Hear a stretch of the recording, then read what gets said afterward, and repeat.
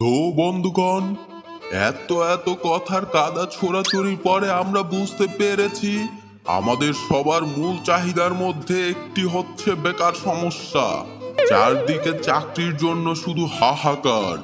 দেখুন, 60-70 বছর আগে এরকম বেকার সমস্যা এত বিশ্রী অবস্থা ধারণ করেনি। এর কারণ তখনকার বাপ ঠাকুর দ্বারা যে কাজটি করত, ছেলে নাতিপুতিরাও সেই একই কাজই করছে। ফলে চাকরির সমস্যা আর দেখা যায়নি। এই যে দেখুন, আমার ঠাকুরদা একজন মন্ত্রী ছিল, আমার বাবা একজন এমপি ছিল, আর আমাকে দেখুন, আমাকে অনেকেই বলেছিল বাপ ঠাকুরদার মতো যেন হারামজাদা না হোস। কিন্তু আমি সবার উপদেশের সব কানাঘুচাকে পিছনে ফেলে বাপ ঠাকুরদার কাজই বেছে নিয়েছি। ব্যাস, কোনো সমস্যা নাই। আমি এখন আপনাদের এবং জনগণের সেবাতেই নিয়োজিত আছি। মাঝে মধ্যে কিছু টেন্ডারবাজি করি, তাও ভালো কাজের আড়ালে লুকিয়ে যায়। তাই যাই হোক, আপনারা সবাই বাপ ঠাকুরদার কাজেই নিয়োজিত হন, তাদের দেখানো কাজই করুন। আপনারা চাকরির দাবি তুলে আমাদের চোখের ঘুম কেড়ে নিবেন না। একটা কথা মনে রাখবেন, ঘুমাবার অধিকার কিন্তু প্রত্যেকের আছে। আপনারা কি জানেন ঘুম না হওয়ার যে কষ্টটা কি? ঘুম না হলে শরীর ভেঙে যাবে, আর শরীর ভেঙে পড়লে আমাদের দেশের জন্য কাজ করব কিভাবে? তাই বলছি, আপনারা বাপ ঠাকুরদার কাজ করুন, আর আমাদের সরকার আপনাদের বিশেষ অনুদান দিয়ে উৎসাহিত করবে। যন্ত্রপাতি কেনার জন্য প্রত্যেককে 2000 টাকা করে সাহায্য করবে। এমন কি কেউ আছেন যে তার বাপ ঠাকুরদার কাজ করে যাচ্ছেন, চাকরির পিছনে না ছুটে? তাহলে মঞ্চে উঠে আসুন, তাকে আমরা বিশেষ অভিনন্দন জানাবো এবং তার কাজ করার জন্য আরো উৎসাহিত করব। হ্যাঁ, এই যে স্যার, আমি আমি এই যে এদিকে আমি আছি স্যার। হ্যাঁ হ্যাঁ, উঠে আসুন, উঠে আসুন, মঞ্চে উঠে আসুন। আপনি আপনার মতো লোকদেরই তো খুঁজছি।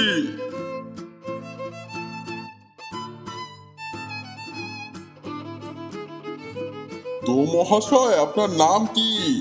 আমার নাম বংশীধর। বাহ বাহ, সুন্দর। তো আপনি কি এখনো আপনার বাপ ঠাকুরদার পেশাতেই আছেন? আগে হ্যাঁ স্যার, আমি ওই পেশাতেই আছি। এরপরেও আপনি কি কখনো চাকরির চেষ্টা করেননি? না না স্যার, আমাদের বাপ ঠাকুরদার ব্যবসা আছে। ছোটবেলায় বাবা নিজ হাতে ধরে আমাকে ব্যবসা শিখিয়েছেন। তাছাড়া ওই কাজের প্রতি আমার অন্যরকম ভালোবাসাও ছিল।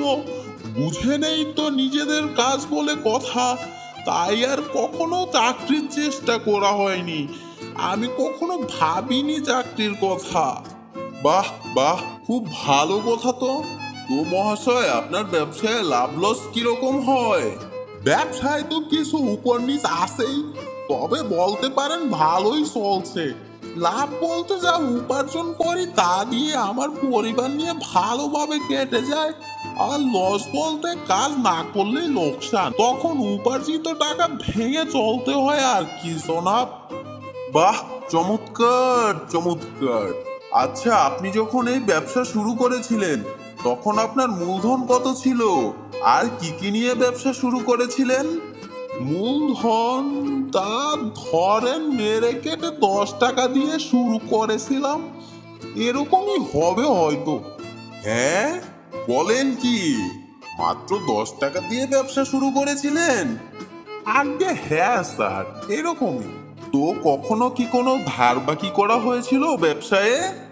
না স্যার, কি যে বলেন না, ধার বাকি করার তো প্রশ্নই আসে না।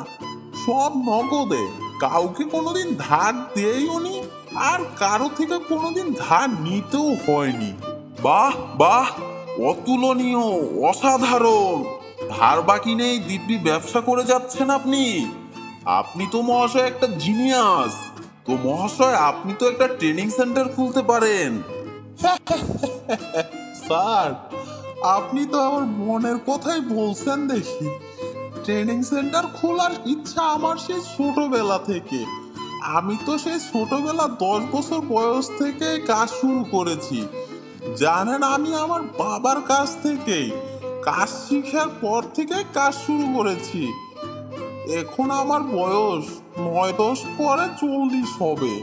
আমি এতগুলো বছর এই কাজ করে যে অভিজ্ঞতা অর্জন করেছি, তাই বেকারত্বের মহামারীর সময় এসে আমি আমার সকল অভিজ্ঞতাকে লক্ষ লক্ষ যুবকের মাঝে ছড়িয়ে দিতে চাই, যদি আমি আপনাদের একটু সহযোগিতা পাই।